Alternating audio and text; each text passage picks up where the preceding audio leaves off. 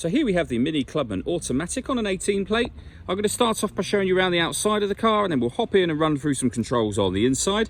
But from the outside you can see it's a 5-door car with alloy wheels and tinted windows. Let's start off inside the boot area and then work our way around the rest of the car from there.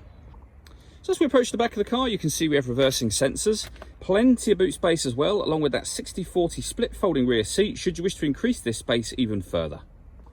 Okay, so we're just going to work our way back round to the front of the car and then we'll hop in and run through some controls on the inside. But now that we've done a full circle of it, you can see it's in excellent condition the whole way round. Just briefly before we climb in, I think it's what we're seeing the interior from this exterior point of view. There's plenty to run through on the dashboard, so let's hop in and we'll do that right now. Okay, now that we're inside the car, we're going to start with the dials. On the left-hand side, we have the rev counter, we have the speedometer in the middle, and on the right-hand side, the fuel gauge. Also in the middle, you can see the total miles for this car, which are 28,916.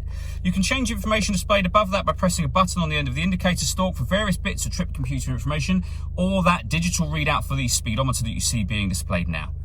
If I back out to the steering wheel, we have cruise control and speed limiter, stereo and phone controls. The phone controls can only be used after such time as you paired the phone up, and that is done over on the touchscreen in the center here by hitting the phone icon and then managing mobile devices and connect to new device from there.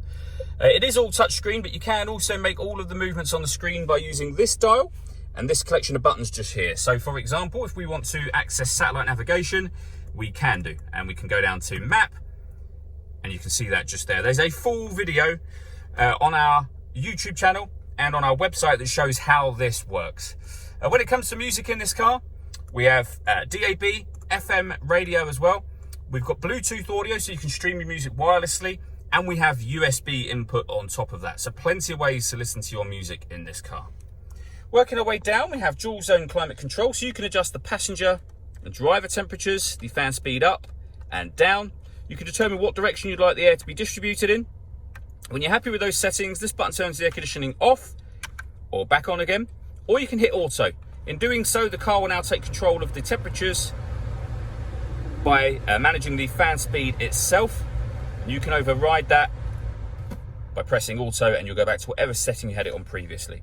We've also got heated driver and passenger seats, both with 3 different heat settings each. Under that, we can turn off the stop and start. We can start and stop the engine. This one will turn the traction control off, and this will put the car into either sport mode, mid mode, which is your everyday driving, or green mode. Finally, we have the gear lever for the fully automatic gearbox. We have the USB input and a 12-volt charging socket.